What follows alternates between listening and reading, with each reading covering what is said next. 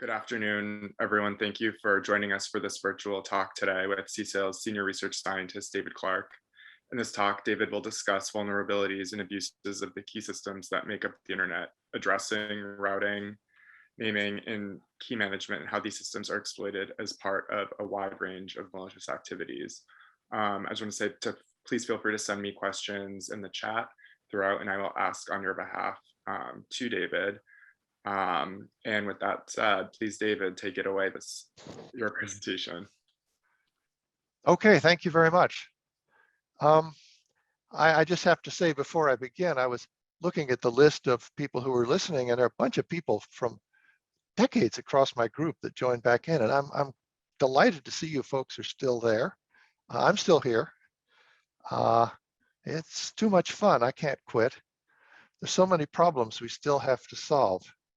And the problem I was going to talk about today, of course, was this security problem on the internet. And they asked me if I wanted to give a talk. I said, why did I pick this topic? And the reason I picked this topic is I'm clearly dealing with a sense of, I'd say, persistent frustration that there are aspects of cybersecurity that aren't getting adequate attention. And so let me clarify what I am going to talk about in this talk and what I'm not going to talk about in this talk. I'm not going to talk about vulnerabilities in end node software. I'm not going to talk about 0 days. I'm not going to talk about system penetration. Now that gets a lot of attention. You malware, ransomware, data, not date, data, exfiltration. You always find a bug in your slide when you give the talk. I'm not going to talk about applications that are misdesigned or that steal your information. I'm not going to talk about applications that support risky behavior. Well, I'm a plumber, right? You know, I'm concerned with how the internet forwards packets. And so what I'm concerned with is the vulnerabilities that we see in the key systems that make up the internet itself. And at a packet forwarding level, the internet is actually fairly simple. So we can sort of enumerate the systems. And I've put down 5 things here, of which I'm going to take the time to talk about 3. One has to do with addressing itself, where the obvious problem we have with addressing is that the source address in a packet can be spoofed, but I'm not going to talk about that. I want to talk about the vulnerabilities of the global routing protocol, which is BGP. I want to talk about attacks and abuse on the domain name system. I want to talk about vulnerabilities in the certificate authority system. I'll explain what that is if people don't know. And I won't get to discussing denial of service attacks, but these are also issues that arise at the plumbing level. So you might say, why did I pick these topics? And there are really 2 reasons. And the first is this is foundational stuff. Every application depends on these systems working. Secondly, end nodes can't mitigate that. They can to a certain extent, but let me explain what I mean by that. If you're an enterprise, let's say you're financial services and you know you're being attacked, you can invest in building a system that's resistant to attack. You can put a lot of attention into patching. You can put a lot of attention into authentication. It's your decision how vulnerable you think you are. It's your decision how much money to spend. But it's very hard for you to defend yourself from a BGP route hijack. I'll tell you what that is if you don't know, because it happens out in the internet. It's not in your space. Now, there are little things you can do to make the situation better, but basically these are systemic problems and they need to be solved in the internet. The enterprise can't deal with this. And there was an anecdote I was going to tell later, but I think I'll tell it now. If you go to a trade show like RSA or Black Hat, and you look at all the products that they offer to sell you, some of which may be snake oil, of course, but they say, oh, this is for the enterprise. This is protection against ransomware. This is protection against this. This is protection. And I talked to some of these guys and I said, do you sell products to deal with some of these security problems in the internet? They say, no, because the internet's not a customer. I know who the enterprise is. I can send a salesman. I don't know how to send a salesman to the internet. They don't buy products, so we don't make it. So we're not concerned with that because that's not a product space. Let's press on. I'm going to start by talking about the border gateway protocol and some of the vulnerabilities in it and some of the mitigations and where we are in this space and how we're doing trying to improve the security of the border gateway protocol.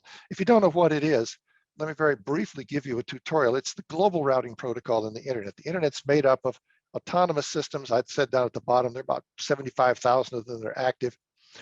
And the border gateway protocol is the protocol that passes information among the autonomous systems that gives those autonomous systems information necessary to forward packets to the final autonomous system that actually hosts the destination. There are more routing announcements than autonomous systems. Are roughly maybe 700,000. The number goes up and down. Announcements. So at any given time, a router is receiving about 700,000 announcements of places to go on the internet. Here's a picture that very simply shows that I stole this picture from my postdoc Cecilia Testard.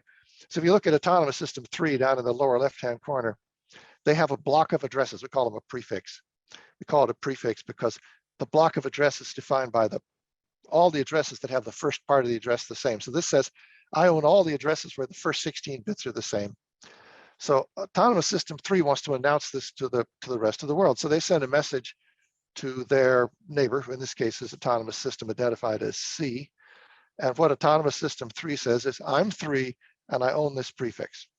And C gets the message and says, okay, I will now forward that to my neighbors. So they tell B and D and A in this picture, I know how to get to this prefix. You send it to me, I'll send it to 3.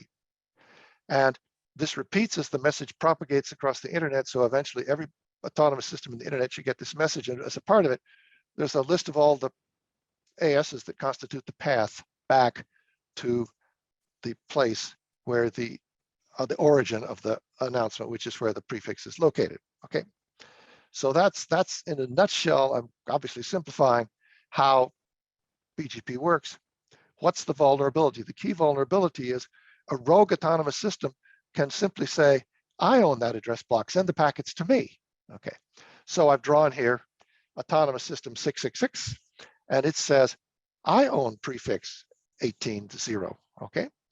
And it sends that message to autonomous system D, who now has a decision to make.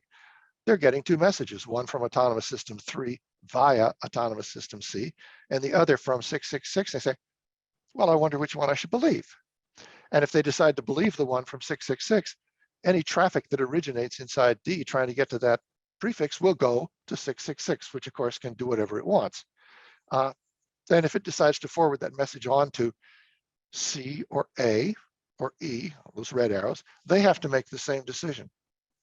Now, if you look at this picture, I think there are 2 things that you would immediately say, and one of them is, I'll not use a rude word, but there's a rude word that's justified, is how the ding dong did this vulnerability ever happen? This is so obvious, why would it happen? And the other is, well, how much harm is actually occurring? And I want to talk about harms because if you can't prove that something is actually harmful, it's hard to get people to focus on fixing it. So yeah, we're having some harms. There was a fairly recent event in which some hackers stole 1.9 million worth of cryptocurrency using a BGP hijack. There's a citation there. You can look it up, but you can Google Clay Swap, South Korean wallet. And a while back, there was a hijack related to a Ether wallet called myetherwallet.com that lost about 150,000. You might say, by the way, why are they hijacking Bitcoin? They're hijacking Bitcoin for the obvious reason. The way you try to solve problems like this is you follow the money. So they're picking hacks where following the money is as hard as possible. So let's go after cryptocurrency because it's supposed to be anonymous. There are lots of headlines. Some of these are a little buzzy. By the way, just for those of you who understand the space, some of these are not necessarily hijacks. They are first cousins of hijacks called leaks. I'm not going to do that because I'm going to run out of time. But whenever you see an announcement that's a blah, blah, blah, Russia, blah, blah, blah, or you see some blah, blah, blah, China, blah, blah, blah, obviously this excites everybody. So, oh my God, what's going on here? So are these harms? Well, it looks like there's some evidence. So let's come back to that other question, which is, why does this vulnerability exist? Well, so here's the story. This vulnerability was first documented in 1982. It's actually older than BGP. It was understood in a previous generation of this protocol called EGP. So we're 40 years and counting into this vulnerability, and we still have it. And you could say, huh? But in the early days, it didn't seem that this would happen. We knew in the early days that we would have untrustworthy hosts, untrustworthy users. But back then, we had this benign view that the operators of the routers themselves would not be untrustworthy. Well, now we know better. we now know that there are operators of parts of the internet scattered around the world who have interests adverse to ours and are actively misbehaving by our standards. So there's been a whole bunch of proposals for how to improve BGP, and I put a bunch of things down here just to make clear that lots of people have thrown ideas out and said, we could do this, we could do this, we could do this. So obviously, why such slow progress? Why are we 40 years and counting? Well, there's a dynamic around the internet as a packet carriage service, which is it is a highly distributed system. There's nobody in charge. And the first thing that happens when you try to solve a problem like this is people disagree about what we ought to do. One disagreement is, well, the important part of this problem is this. No, the important part of the problem is this. We should put our energy here. No, we should put our energy here. There's always people who say, look, you found a few headlines, but really this problem isn't worth solving. So an occasional, every once in a while a bank has to pay off some members, has users that lost some money. Well, why should we do that? And there's another issue, which is, have I actually invented a solution that's deployable in practice? Will it work operationally? Now, this question of how important is the vulnerability is a particular concern, because if we want to improve the security of BGP, who's going to have to pay to operationalize this? Well, it's the internet service providers that constitute these autonomous systems. But they're not the ones that are getting hijacked. It's customers, maybe not even their customers. So there's this classic term from economics called a negative externality, where to solve, I'm doing something, to fix it would cost me money, but you get the benefit if I fix it. So why should I spend my money so you get the benefit? How do you solve that dynamic? And especially if you can't quantify the benefit, if you don't know exactly how much harm is occurring, it's hard to go to people and say, hey, it's really important that you spend some money so this other guy over here gets happier. The other issue, which is really important here, is what the ISPs care about. They care about availability. They want to get their package delivered.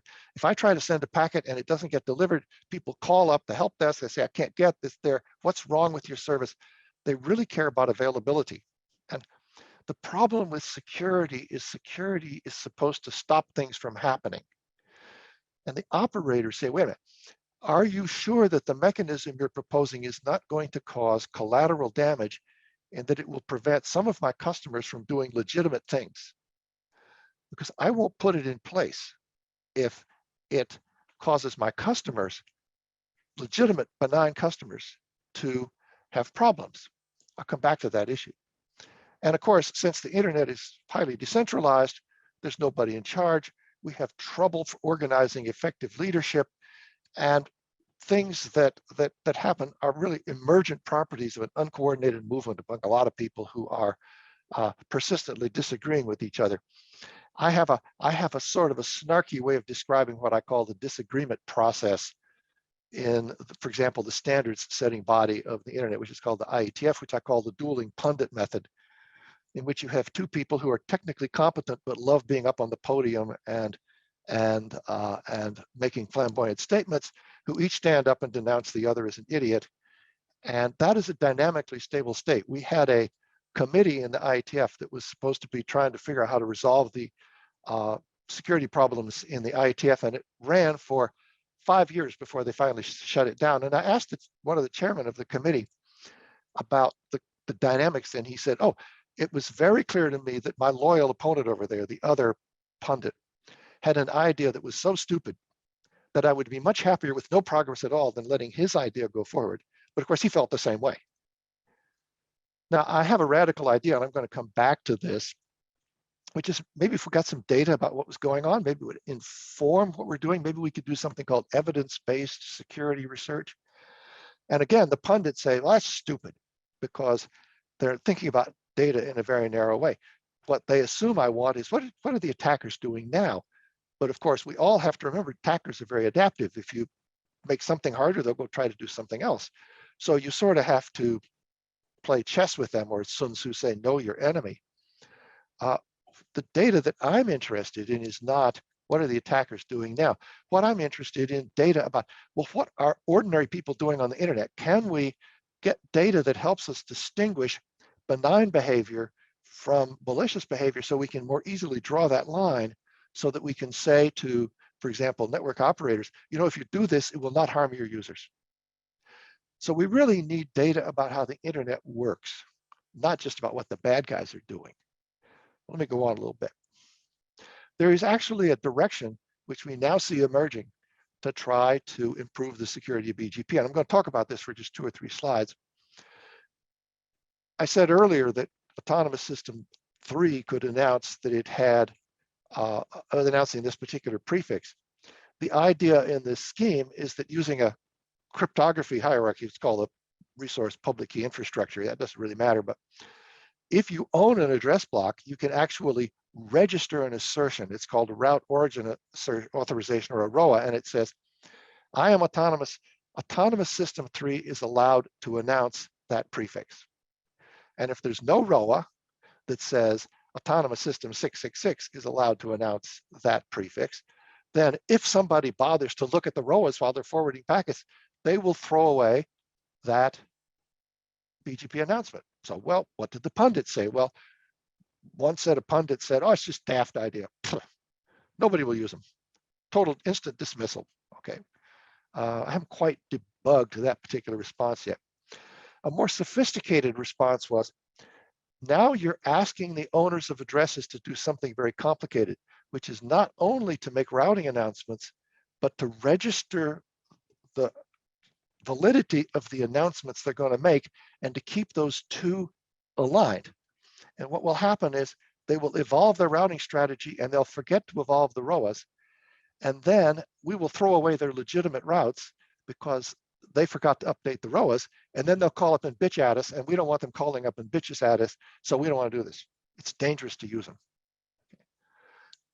There were some other complaints. One was operational software wasn't stable. I'm not really going to go into that. And of course, there's this drumbeat of, well, who's actually really been harmed by hijacks? Why should we need to solve this problem? And then a more sophisticated comment again, which is, if you create this repository where all the ROAs are being stored, that's where the attackers will go. So all you've done is create a new vulnerability. And are you sure that that's resistant to attack? Because if you're just chasing the guys around, I mean, it's a waste of time. So why do you think that will actually be more robust than the situation we have now? Well, there's actually a little data about some of these pontifications.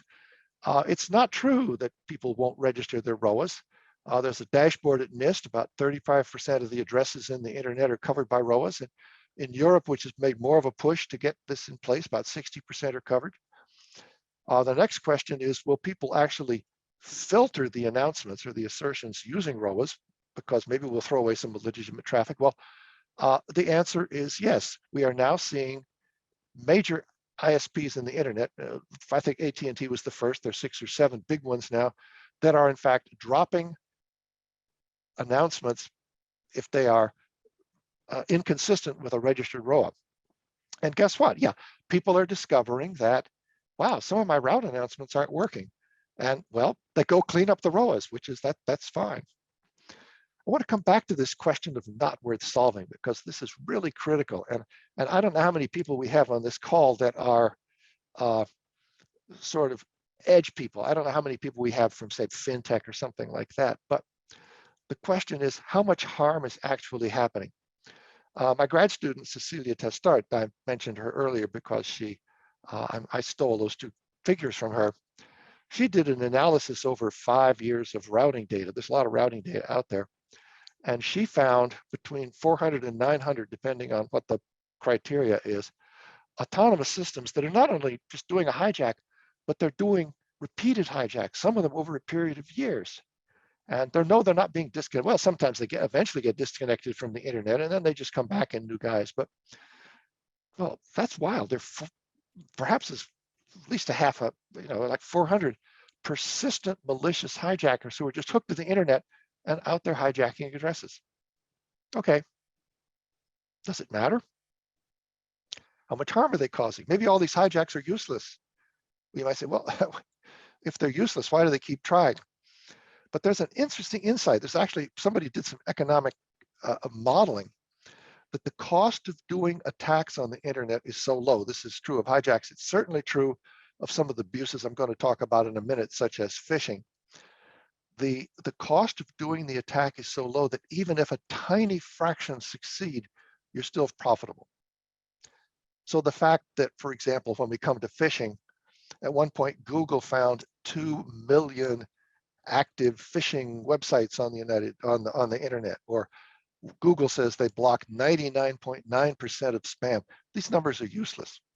What we actually need to know is how much harm is occurring, because if we can't figure out how much harm is occurring, it's hard to go to the ISPs and say, look, this is a priority and I know I'm asking you to spend some money.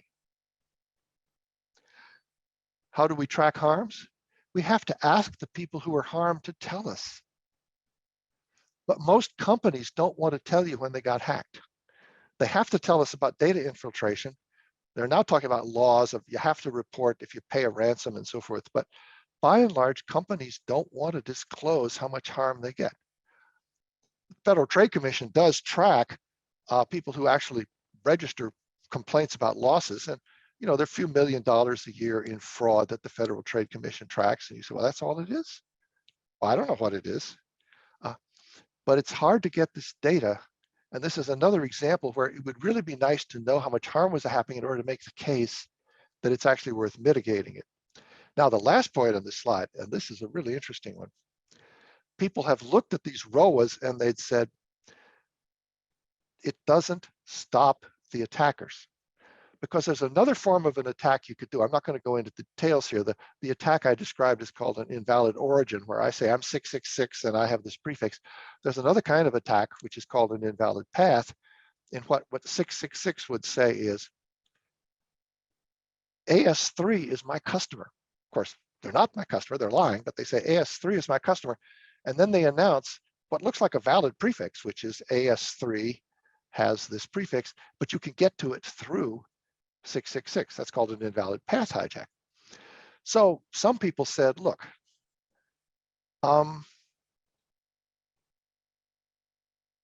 if you fix invalid origin hijacks, but you don't fix invalid path hijacks, you haven't done anything except waste a lot of money, because all you've said to the attackers is, well, they have to jump just a little bit higher, but their business is so profitable, they can jump higher. So that's why ROAs are daft, and that's why the whole damn thing is a stupid idea. Now, it'd be interesting to have some data, but what kind of data would you want to have to analyze this? Well, the kind of data you would like to have is data that tells you whether or not an invalid path hijack will actually be effective for the attackers. Because if it is effective, we better fix that too, okay? Well, here's an interesting point. It's not about the bad guys, it's about the good guys. And I said, I want data about what the good guys are doing. Applications on the internet are evolving. If you look at most of the major sources of traffic, both like video streaming, Netflix, getting to the cloud, applications in the cloud or on CDNs, that is a highly replicated service. My ISP where I live here in Concord is Comcast. And I've looked at all of the domain names that I've looked up over the last year or so. And I said, where's the IP address for all the domains I looked up? 50% of the IP addresses that I go to as a result of resolving a domain name are in services that are directly attached to Comcast. So the BGP announcement that gets me there, it's like one hop. Like it's here. I'm on Comcast. It's really hard to hijack those. And it turns out with a path hijack, it's almost impossible to hijack them. So maybe what we're seeing here is little regions of trust on the internet where the content providers and the application providers are getting themselves closer and closer to their customers. They do this for efficiency, they do it for reliability, but maybe it also reduces the risk of being attacked from distant parts of the internet. Maybe this suggests that path hijacks are not as important. Well, it would be really nice to have more data. It's possible there are parts of the internet where this situation does not hold and they're incredibly vulnerable to path hijacks. Okay, we need to do some major modeling. Again, this is not about what the bad guys do, it's about what the internet looks like. I wanted to point out one trend in this space having to do with BGP before I go on to the next topic, which is a set of mostly internet service providers, but also exchange operators and CDNs and so forth, have organized a a voluntary organization to define operational practices that improve the security of BGP. It's called the Mutually Agreed Norms for Routing Security, or manners. At the moment, there are, I think, 648 autonomous systems, I guess it should be. It's a fairly low bar to join, and the practices will limit hijacks. They won't eliminate them, eliminate some other problems as well. And I think it's interesting to look at this because this is the kind of activity that's actually trying to make the internet more secure. It's self-organizing, self-regulation, bottom-up, voluntary standard setters. They've been doing this since 2013, but only in the last couple of years has the membership really picked up, and this is getting a lot of energy. So here's my summary about BGP. After 30 years of bickering, maybe we're going to make some progress here with ROAs. I think the way to make progress is not to write a whole new protocol suite. It is to change what I call operational practices. It's how operators actually deal with routing announcements when they get them. And that's what the manners is trying to define. I will point out about manners is that it's supported by the Internet Society, but in fact, there's one person there and they're not doing any data collection. So it's not a terribly robust activity, but their heart's in the right place. And I'm going to come back to this again and again because I happen to be a data person.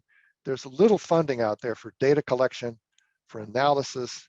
It would be nice to have data to argue the value of manners. It would be nice to have data to see whether the members of manners that have committed to certain practices are actually implementing them, because the time or two that some of my collaborators, in particular, the folks at CADA, Casey Claffey and her gang at CADA at the University of California, San Diego, measured compliance of manners members with one of their requirements. The compliance level wasn't that good. So, and there's some reasons for that, legitimate reasons for that.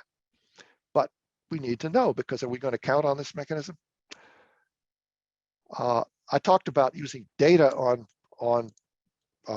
Border Gateway Protocol. There are two groups, there are two large groups, there are a couple other people that do it, but there are two groups that collect BGP routing data. One is the Regional Internet Registry in the Netherlands called RIPE. It's one of the 5 internet registries that hand out internet addresses. Another one is an organization at the University of Oregon called Route Views. I think the RIPE activity is fairly stable. Route Views is always looking for money to keep this thing going. We've been pushing them to ramp up the number of collectors they have so we get a more dense sample of routing data from around the internet. It would let us capture more routes. And basically, they just don't have money. I know there are commercial organizations that collect very dense routing data, but they view it as proprietary and they're not going to hand it out. So it's really hard in this space to sustain research and sustain data collection.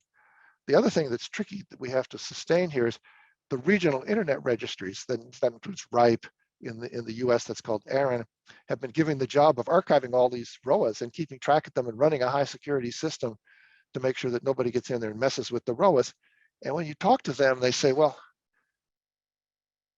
where was I going to get some more money to do this?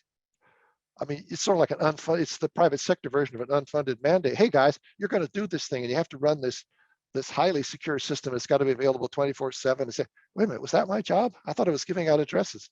Are you giving me any more money? No. Why do we expect people to do things if we don't pay them? Let me talk about the domain name system for a minute. There are really 2 problems with the domain name system. One of them is the range of vulnerabilities that result from its design are vast. I'm writing a report in which I'm trying to catalog all the vulnerabilities in the domain names, but I guess I should stop. I assume everybody knows what the domain name system is, but let me just back up for 1 second. The domain name system converts names like www.mit.edu or www.example.com to an IP address at which you can actually find that service. So then you can send packets to it. It's this highly distributed system. You make a query with a name like www.mit.edu and you get back an answer that says it's at this address, okay? It was designed in the 1980s. The goals at the time were simplicity, efficiency, resilience. We weren't really thinking about security in that system back then. We were thinking about security in the internet, but not in the design of the DNS. And the attack surface on the DNS is vast. There are occasions when It's actually possible to intercept a query that a machine sends out and just give them the wrong answer, and the machine believes it. So, oh, that's easy. There are a variety of ways to break into the system and corrupt the binding between the names and addresses, or to create new bindings, create new names, okay? Lots of vulnerabilities in the DNS. But the other thing I thought I would concentrate on today is the fact that a lot of abusive services out there are simply purchasing domains. And the question is, should we do something about this? And if so, what? If you want to be a phisher, if you want to distribute malware, all of these things that we hear about in the press, you need a website to which you can lure these victims so that you can then do whatever you're going to do to them, steal their credentials, download malware, you know, infect them with ransomware, whatever it is. That website has to have a domain name, okay? So attackers have to purchase those domain names. Now, there are defenders out there that try to find names that are being used for malicious purposes and block those names. So that means attackers constantly need new names, and they're purchasing them by the thousands. And some of the registrars, that's where you go to buy a domain name, are offering services that strike at least some of us as catering to the needs of the attackers. For example, sell me 1,000 meaningless names that they just have numbers in them, or give me a string like Facebook and I will give you 100 names that look like Facebook. Doesn't that sound like they're catering to the attackers? But they're making money. Everybody makes money in that ecosystem. So here's a fairly deep question about the internet. Should the DNS be part of the strategy we use to defend from malicious behavior? If you look at the way attacks are structured today, they're fairly complicated. A sophisticated attack today may involve some social engineering, some malicious websites. Maybe it's got a BGP hijack, and they're very sophisticated. So in the security business, we call that process by which the attack is done as the attack chain, or Northrop Grumman calls it the kill chain. If you talk to people in the business school, they use the word value chain. Normally, they use the word value chain for legitimate activities, but we can talk about the value chain of the production of criminal activity. And so there's this question, where along the value chain is the best place to try to intercede to disable that activity? And one answer is, well, maybe we could go in and mess with the DNS. And another answer is, no, don't do that at all. That's just a really bad idea. The DNS should not be the instrument by which we regulate misbehavior. It's just a place you buy names. And the people who sell domain names do not want to be policemen. It's not their job. Solve the problem in some other part of the attack chain. And I think there's a persistent debate in that space. Now, in the context of tactical defense, I wanted to point out one issue that's particularly important here, which is on the internet, attacks happen very quickly.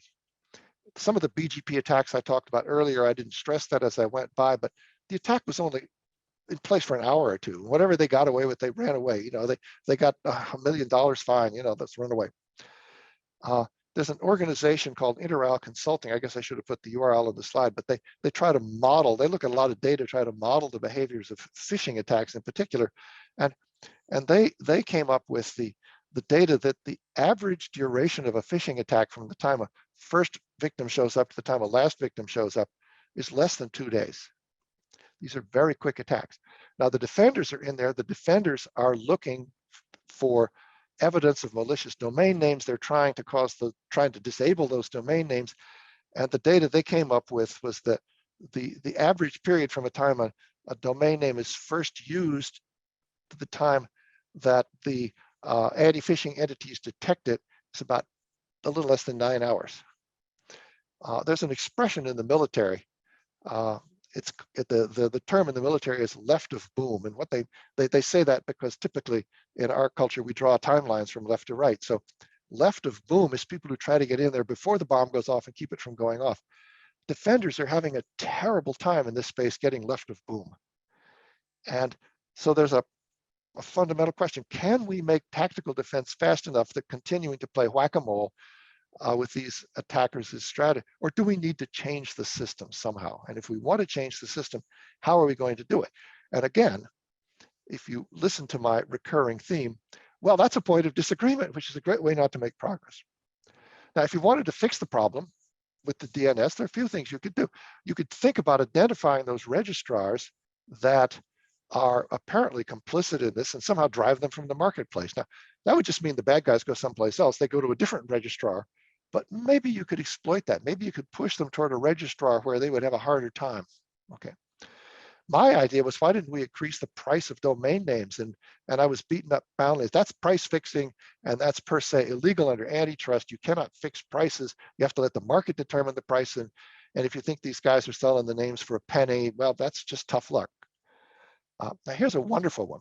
Could we go to the registrars and say, well, who bought that name? Well, they didn't really particularly want to tell us. There used to be a service called Whois, but in many cases they would protect the identity of the purchaser because they were protecting their privacy.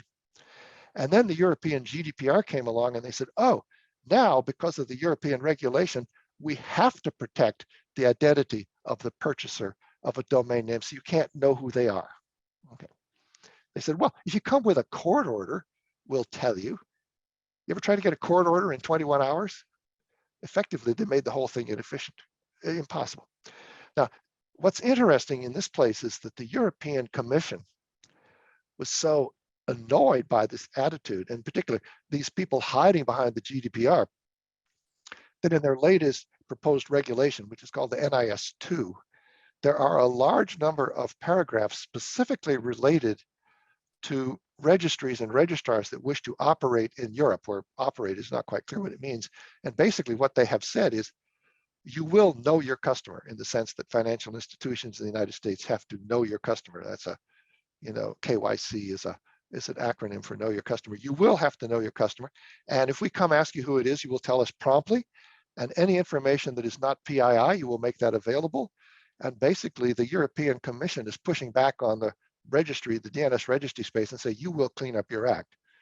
The United States is sort of spinning in space saying, are we supposed to do something? Are we supposed to do something? We're supposed to do something. Here's another thing you could do. Maybe you could identify these names at the time they're registered, not at the time they're used, and you could block them before there's any evidence they're being used for malicious activity, just because they look malicious, like it looks like a misspelling of Facebook. Well, if you do that, it's possible you cause some collateral damage. I need some data. How much collateral damage would you actually cause if you took some of these domain names, which are large, these top-level domains that are largely full of malicious names, and you just say, we're just not going to go to any name in that domain? How much harm would it take? Well, need some data on that.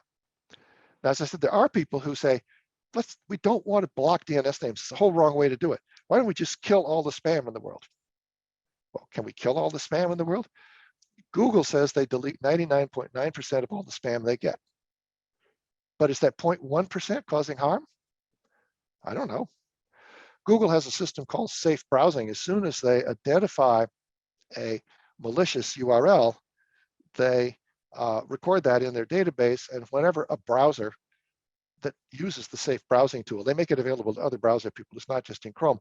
Whenever you look this name up, they go check that database, and if the name is in there, they give you a warning saying, we don't think you ought to go there.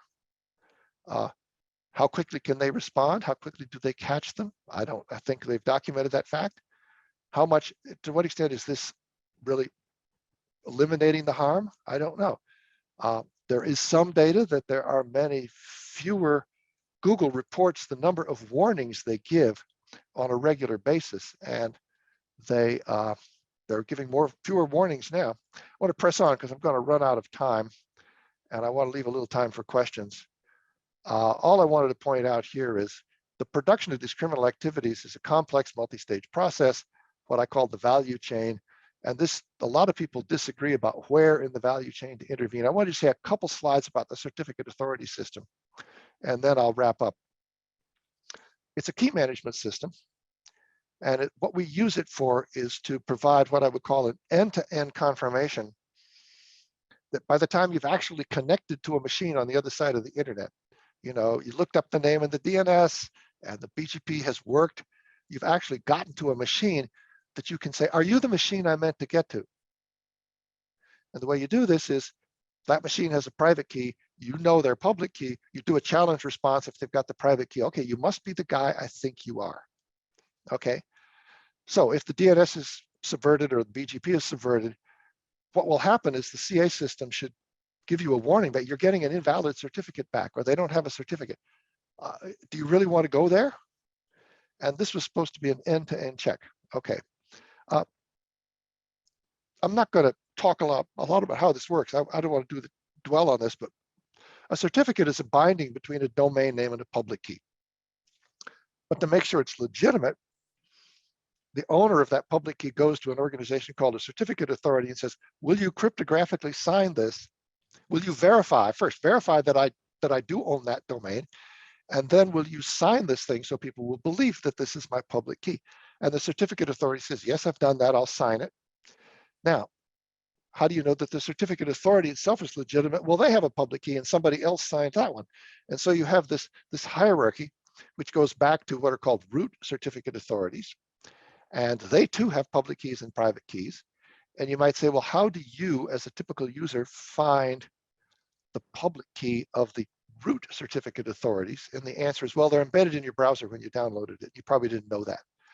That's where the trust really comes from in the internet. It's mediated by the browser distributors. Okay, this whole system is called the public key infrastructure, PKI. And what could possibly go wrong? Well, one thing that can go wrong is attackers just break into a CA and start issuing false keys. There was a certificate authority a while back called DigiNotar. It was in the Netherlands. They got broken into by an Iranian hacker. The assumption is the hacker was working on behalf of the Iranian intelligence service, and they issued fake certificates for places like Facebook and Google, presumably so that back in Iran, they could then redirect those customers to a intermediate site that was faking out Facebook, so they could spy on their citizens and then do whatever they want to do to them. We've also had problems where a certificate authority deliberately issued an invalid certificate. The certificate authority that was run by the sovereign state of China issued fake certificates, invalid certificates for Google, presumably because that was part of enabling them to observe what their citizens were doing. Well, there's an organization, it's called the Certificate Authority Browser Forum, and they get together and they examine the behavior of certificate authorities, and they take the untrustworthy ones and they throw them out of the club. So actually, Google threw China out of the club. We talk about state-on-state action. That was a Google on China action. I love it. But the two serious issues about the certificate authority system, the first one is certificates are hard to manage. The result of which is a lot of them become invalid for technical reasons, like you forgot to renew the certificate and it timed out, so it's not valid after date has expired, and you get this warning on your screen that says, the certificate is invalid, maybe this is a risk. But a timed out certificate is almost certainly benign. So what we're doing today is we're training the users that when they get a warning about an invalid certificate, they should click through it. And because we have trained the users to click through those warnings, it eliminates any benefit of the certificate authority system, because when you actually get a serious warning, they can't tell it from one of these irrelevant ones. They click through it and they get screwed anyway. So there's a serious issue of usability here. But here's a lovely one.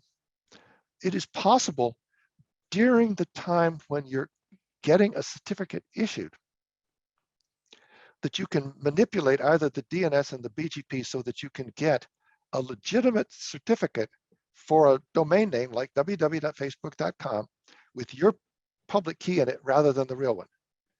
All you have to do is subvert the path from the certificate authority to the machine that's running the server during the time that you ask that certificate be created. I'll go into the details of this if somebody wants to ask me a question.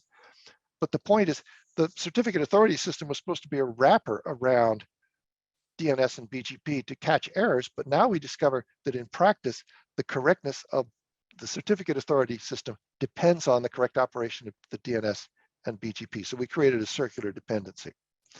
I'm going to go on because I want to press on. I wanted to point out a few actors in this space. The Internet Engineering Task Force specializes in writing standards. They also occasionally have committees that don't converge for 5 years. They don't try to push for deployment of practices. We have industrial consortia such as Manners. We look at what governments are doing in this space. The US is discussing The FCC just put out a notice of inquiry asking whether they should be at all concerned with BGP. Interesting question, because I don't know what authority they have to act in that space. Right now, it's the European Union that's leading. But most tactical defense today is being done by private actors.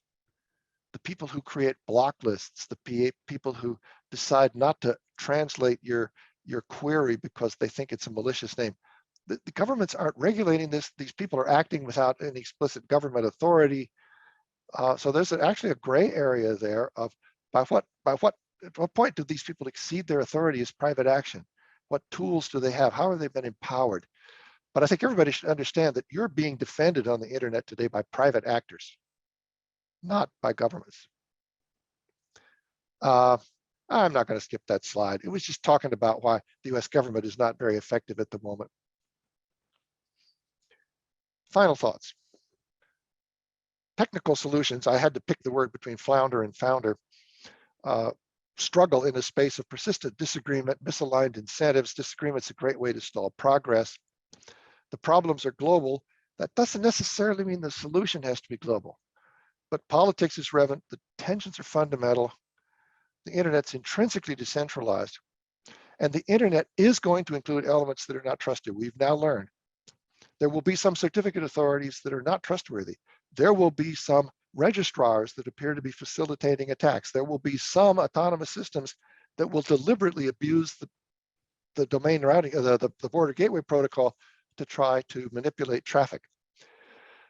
Rather than improving the entire internet, I think the direction we're headed is we're going to create things I'm calling zones of trust, which are regions in which we have enhanced operational practices. And as the most users' experience has become more local because the providers of service are moving the touch points to the service closer to them in the internet. They're using cloud, they're using CDNs, they're moving the touch points closer.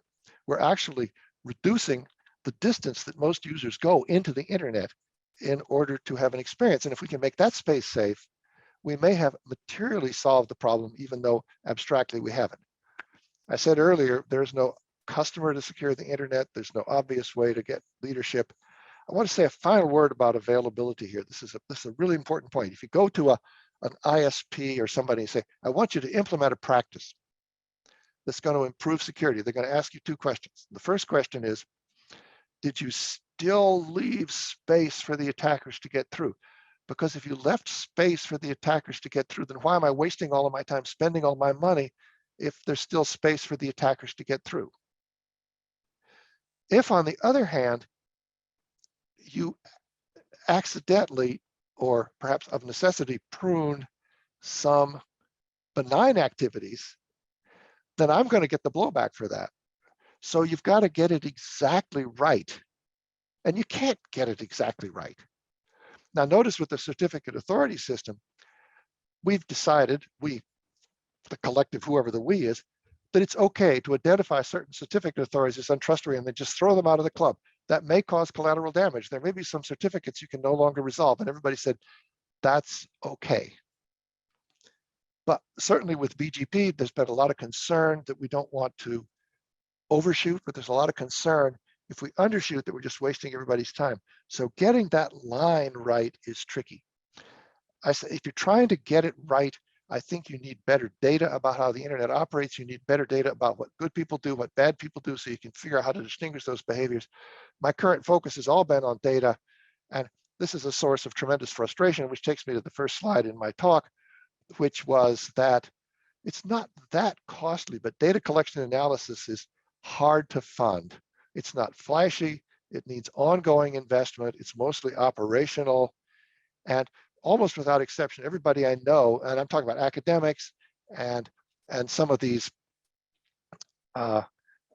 passionate defenders, they spend a lot of their time just passing the hat to get money. So that's my frustration.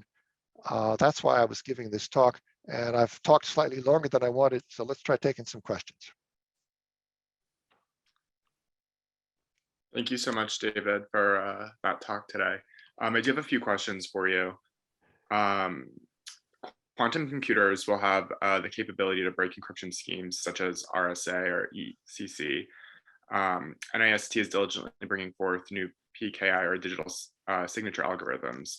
However, these will also pose implementation challenges. This person wants to know what your thoughts are. Well, I'm very much an operational pragmatist. And I'm very happy that people are out there thinking about quantum resistant encryption algorithms. But if you go to, I was talking to somebody in counterintelligence, and he said, only amateurs think you break the crypto. The professionals just steal the keys. And if you listen to everything I said about certificate authorities, what we're basically doing, or we're basically just messing with the keys. None of the stuff that I described today involves breaking the crypto. So yeah, sure, let's make sure that we have better crypto, and let's think about quantum when quantum comes. But don't forget, what the professionals do, and that includes the criminals, is they steal the keys. They mess with the keys. And it's the key management system that's always the vulnerability in crypto systems. Vulnerability, crypto systems are mathematically beautiful, and you can explain exactly how you resist them. And then you embed them in this space of social manipulation where you have to share the keys. And that's, of course, a great sadness for anybody who's actually a cryptographer, because you realize you've taken this beautiful thing and you've embedded it inside this mess. But whenever asked me about the strength of the crypto algorithm, I say, so first tell me about the success of the strength of your key management system. Great. Thank you for answering that one, David. Another question, apologies if I mispronounce this. Does trust have to be a Boolean? Is there a more probabilistic model? Trust is not Boolean. Trust is a real world phenomenon. I think the essence of trust is that it can be betrayed. It's not that we are putting algorithms in place which prevent untrustworthy people from doing things. It's that we are putting them in a role and then saying, we are prepared to trust you in that role until you screw up. But you have to check for compliance. You have to watch. It's the trust but verify. The essence of a system built on trust, which is how the real world works, is we trust people, and we know occasionally we get betrayed. And yeah, if we can figure out who we are, we can go beat them up. But I don't think trust is binary. It's not trust or untrust. First of all, you trust somebody in a particular role, and the less you trust them, the more you constrain their behavior. So there is a spectrum here, where on the one hand, you have a totally constrained transaction. It's so constrained that no matter how untrustworthy the parties are, the transaction is trustworthy. And at the other hand, you say, I trust you, so let's just proceed without the checks. And there is a spectrum in there, and you have to position the mechanism depending on where you think it lies, where the trust assumption is best positioned. Great, thank you. Any thoughts about how these lessons map onto other network systems, such as 5G or 6G, which might have very complex ecosystems? I'm not sure I'm qualified to answer that. What I mean is, most people as users think of systems like the cellular system as more and more their way into the internet. So you can look at them as an access method into the internet, or you can look at them as freestanding systems on their own right. They are much more centralized, and they're much more complicated. But I don't know what the patterns of abuse are inside a 5G system. When you attach a 5G system to the internet, you're dealing with the same issues. You now have people coming in over a new access method, but they could have come in over a wireline system, they come in over a cellular system. And there's still this question of, they use domain names, they rely on BGP, they depend on BGP. I don't know that I have more to say on that topic. Sounds good. Thank you, David. Another question received: what are the best security practices using, quote, open networks? And this person said, given the likelihood of future cyber wars, is an open IP network best? I'm sorry, I'm not sure I understand that question. I don't know what, sorry, forgive me, I don't know what the word open means in that context. I'm not trying to be quibblish. And well, they added, is it a layering of zero trust networks or systems, data loss protection, info security, cyber, and or social engineering aspects? Yeah, I'm clearly, oh, let me answer a cousin of that question, because I'm Okay, not sure I can answer that question. no worries. I'm clearly talking about part of the problem here. I'm talking about things infrastructure should do so that the people who build applications on top of the infrastructure have a higher degree of confidence that the infrastructure will function as intended. You still have to build your application, your service, your user experience so that there's no problem there. Now, we do have social engineering problems in the DNS, of course. We have people calling up a registrar and saying, oh my God, I registered this name and I've lost my password and I need to change the binding from the address to the name. And please, please, please give me a new password. And that's classic social engineering. And clearly people who run registries and registrars have to say, no, no, I don't answer calls like that, please. Or at least it'll take me 3 days to do it, prove who you are.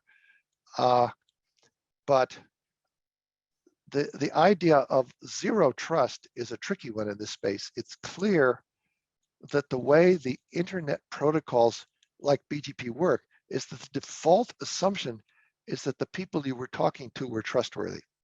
And as we've learned that that's inappropriate, we are now trying to come up with a place where, with something like manners, they say, okay, I will be trustworthy. Here are the things I commit to. And furthermore, it's possible to test whether I'm doing it.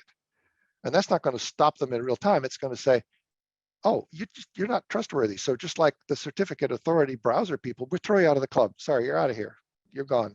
Okay. Zero trust is a useful concept that's sort of a buzzword at the moment. I'm not quite sure I know how to apply zero trust to something like the internet in a global system like this. I don't know how to build a system that can function with zero trust, because if you have zero trust, then you must constrain all of the operators, all of the people, to a point where even though they are untrustworthy, they can only do good things. And that means you have to be absolutely sure what the difference is between a good thing and a bad thing. And so how do you get all of those 75,000 autonomous systems to tell you in a reliable way what it is they intend to do that's legitimate, so you can tell whether they're behaving? And all you do is escalate the problem up of what you might call ground truth benign behavior. It's complicated. It's a social space. It's not a technical space. Give me another question. Thank you. Yeah, I think a good question to kind of wrap up that I received. Knowing what you know now, how would you have changed the early internet architecture while honoring the constraints of the time? That's a tough question. Most people assume that in the beginning we weren't concerned about security, and I will just say that nothing could be further from the truth. The internet was paid for by the Department of Defense, and they wanted to use these protocols for building military command and control networks. The conditions of the time were that we couldn't use encryption. Encryption, basically, there was a lockdown on encryption. NSA, the intelligence community could use it, but we couldn't. So at the time, they concluded that they needed to start up a parallel effort to build a secure internet, which would be the one the military used. And the only people that could work on that had security clearances because they had to talk about cryptography. So we were basically told we couldn't build a secure internet in the beginning, because that was being done by these guys in the next room who would not talk to us. Now, it's also the case that we didn't really know how to conceptualize security. So is the most important problem that I can have a trustworthy conversation with somebody I trust and a third party can not intercept it, in which case it would be very nice if it was encrypted? Or is the most important problem that I'm talking to somebody I don't trust, and so I want some intermediation to make sure that their behavior is constrained, which means, no, I don't want it encrypted because I want somebody protecting my interests. And the example I always give people, after 9/11, we had people mailing anthrax to people. And I always ask people, well, not always, I say to people, do you want other people opening your mail? I say, no, my mail is private. Nobody should open my mail. I say, if it's full of anthrax, oh, I want somebody else to open my mail, and I want them in a hazmat suit and properly trained and in a ventilated space, all this kind of thing. It depends what you think your threat is. Certainly things like The DNS, I think we would have paid more attention to making that, thinking through how to make that more secure. But we really didn't know how to think about the issue of trust management. And at the time we designed the DNS, we weren't allowed to use cryptography. And without cryptography, it's hard to think through how to make these systems secure. Well, thank you so much, David, for your talk this afternoon. It was really informative, and thank you for answering everyone's questions. I do want to let everyone know that if you are watching this recording at a later date and you do have questions, to please feel free to reach out and we will connect you with David. So thank Sure. you again, David, and thank you everyone for joining us this afternoon. And it was fun to see some of my old friends. So hi people. Right. Right. Absolutely. I didn't get to see you, but that's different. Right. Okay. Over and out. All right. Bye, everyone. Thank you.